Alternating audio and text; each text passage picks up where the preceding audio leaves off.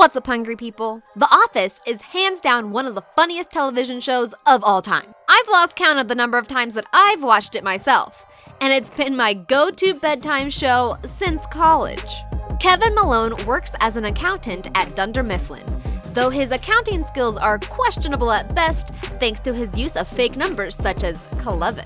King of adding awkwardness to many moments throughout the show, the one scene Kevin is probably most known for is his disastrous adventure in chili making.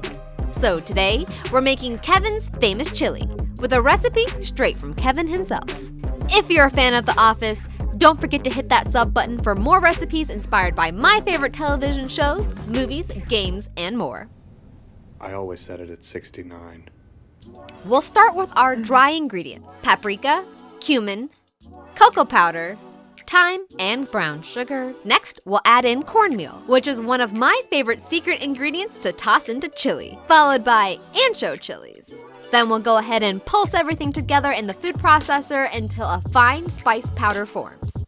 Give the sides a nice slippity slap to keep everything in the bottom when you open it and not to send all this flavor dust flying in the air. Meanwhile, let's heat up some olive oil in a large pot until it's just shimmery. That's how you know it's hot enough to start cooking with. Then we'll toss in the onion. And since we're following Kevin's recipe exactly, be sure you don't cook the onions too much. As Kevin says, we want everyone to get to know each other in the pot. Next, I added Anaheim peppers and jalapeno peppers for some heat, followed by kidney beans to subdue the heat. It's a party in the pot now. We just want everything to start to soften, but not caramelize quite yet. I adapted this recipe from a few sources, most namely Binging with Babish and Screen Rant's versions of this chili. One thing that both of these recipes forgot: creamed corn. Did I mean to grab regular canned corn and instead grab creamed corn? Perhaps. Did I decide to make it work anyway? Also perhaps. As it turns out, creamed corn is now officially my favorite secret chili ingredient.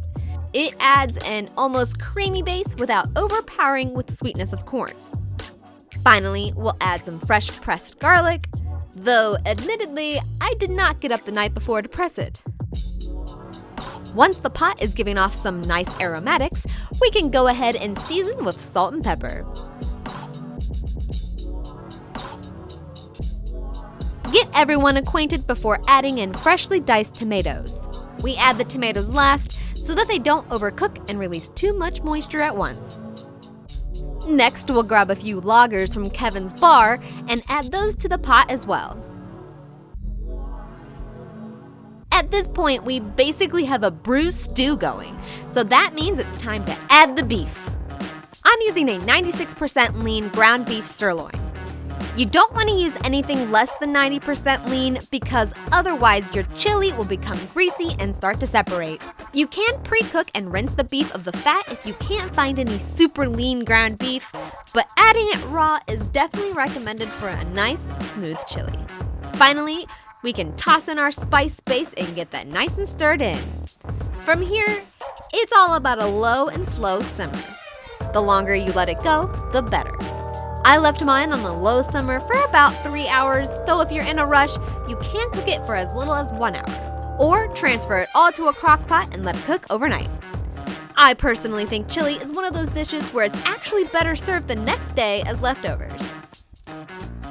Prior to serving, give the chili another good seasoning of sea salt to really bring out the savory flavors. As someone who has spent years in the office environment, eating at your desk is commonplace. So let's serve up our chili to our coworkers and God damn it, fuck. Well, maybe they just won't.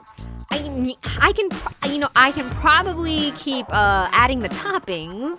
Add your favorites like cheese, plain Greek yogurt, and green onions.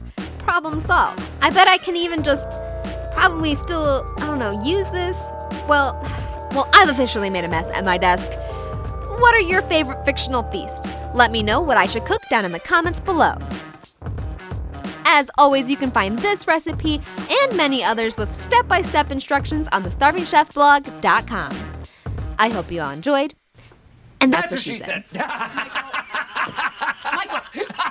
Michael, please. There he is. Please.